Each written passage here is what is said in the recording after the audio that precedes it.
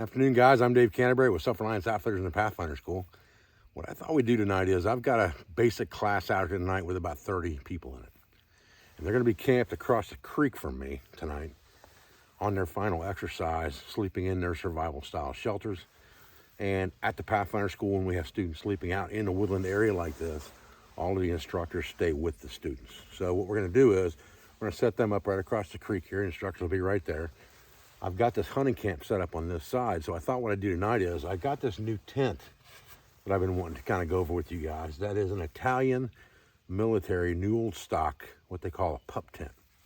It's got some really cool features, and it was not expensive. I got it from Coleman's Military Surplus. It was about 69 bucks, I think, delivered. New old stock, brand spanking new in the plastic. All the stakes, all the ropes, everything was there, all the poles. The only thing I've done to this tent since I've got it is I actually replaced the aluminum poles that come with the tent with a set of green elephant poles, and those are on my Amazon store. They're the same poles that I carry in my Jeep for tarp usage and things like that. They're just a heavy-duty pole. They collapse small enough to put in my camp toolbox, so it's an easy carry for me. And if you remove those poles and you just put the tent in the bag, the tent folds up to something about like this, and it weighs probably, without the poles, around 3.5 pounds. And that's with steel stakes. It comes with steel stakes as well. All the ropes are pre-tied on the tent. They all have tensioning devices on them that are already tied into the ropes when you get it. It's a very, very simplistic setup that comes well developed. And it's got a bathtub floor, 3 stakes on each side, 1 stake in the middle on both sides, and then it's got an awning that comes out from the sides I'm going to show you, almost like a miniature wall tent, that also has 3 tie-outs on it that you can stake out with adjustable lines. And then you have vents on the inside you can open up in the summertime to get breeze or close in the winter. And the top of this thing is also vented at the top. You have an air mesh vent in there to let heat escape out of it while you're sleeping at night so it doesn't condensate on the inside. I'm really excited to try this thing. I kind of stayed with a common man setup on this tonight with you guys. I've got a guide gear sleeping pad in there. It was about $69 as well. And I've just got a surplus black bag from an MMS sleep system in here that was like $30 at a gun show. So I'm trying to stay with a really common man setup here, but I think it's going to work really well. And as usual, I'll just use my Whoopee jacket folded up into the hoodie as my pillow. So let's kind of look at some of the features of this tent, because the only thing I've done to this tent since I set it up, full disclosure, is once I set it up, I sprayed every seam with Gorilla sealer, like a spray-on silicone sealer.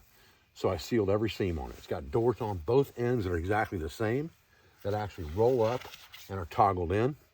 They close down, zip down the middle, and zip across both sides. There's no mosquito netting on this tent. So in the summertime, you're going to be inside there with the doors closed, but I didn't really buy this for a summer tent. I bought it more for a fall-winter hunting camp style tent that I could carry with me in the 4-wheeler easy enough.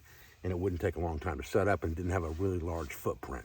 It is 8 feet long, and it's 4 feet wide. So it's got a good enough footprint to have plenty of room in there for yourself and some gear, or for 2 people if that's what you chose to do, because it's built for a 2-man tent. But it's not large enough and tall enough that it leaves a big footprint in the woods. Now, as I said, it's got this fly above about 4 inches here, so that you have an area for rain to run off of away from the bottom of the tent. It makes it kind of, like I said, like a miniature wall tent, where you would have the wall, you'd have a gusset coming out the side, and it has 3 ropes or tie-offs across it to pull that out with tensioners on them as well. And it's got that on both sides of the tent. Now, one of the things I want to show you was this. This is where I was talking about. You have a Velcro flap here with mesh here. So you could open this all the way up in the summertime to get plenty of breeze through this tent if you wanted to. And it does have mesh on it to keep the bugs out. In the wintertime, you can just put that thing right back up and Velcro it down, and it's going to block any wind from getting in the tent. This is the bag the tent comes in. What I really like about this tent is it's made out of almost the same material that the Alice pack is made out of. The bag's made out of the same material, so it's really, really a heavy-duty tent as far as how constructively strong it is against rips and tears and things like that. So think of it as Alice Pack weight or Alice Pack design. There's a full look from the outside. You can see it has a guy line on its peak at the end on both ends. Green elephant pole standing it up. So there's really no adjustment to things. Once you put that footprint down and stake it down, all you have to do is lift the poles up and you're ready to rock and roll. And again, it looks the same on both ends. And there's doors on this end as well, just like I said. Now, here's that Gorilla brand sealer that I used. And these are the original poles that come with it in aluminum. And I just wasn't really a fan of these. I was afraid that I was going to tear them up. But they have a cap on here that you put in that peak pocket. And they actually have a round base on them that goes to the ground. But they're a little bit lighter weight than what I wanted to mess with.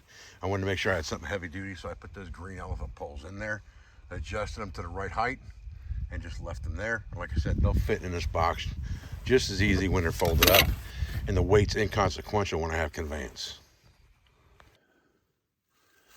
All right, well, I'm going to show you the inside of this tent, show you that it didn't condensate very much at all. Just a little bit, but nothing really major at all. It's not really wet in there at all.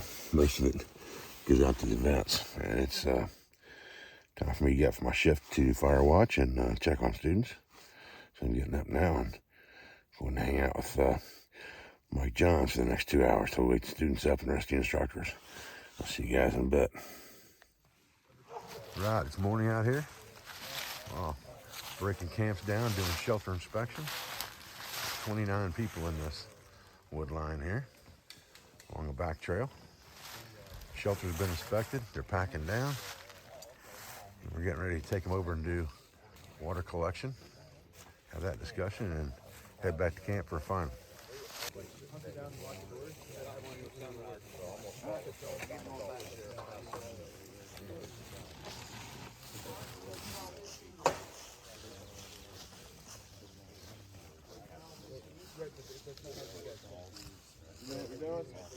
Good.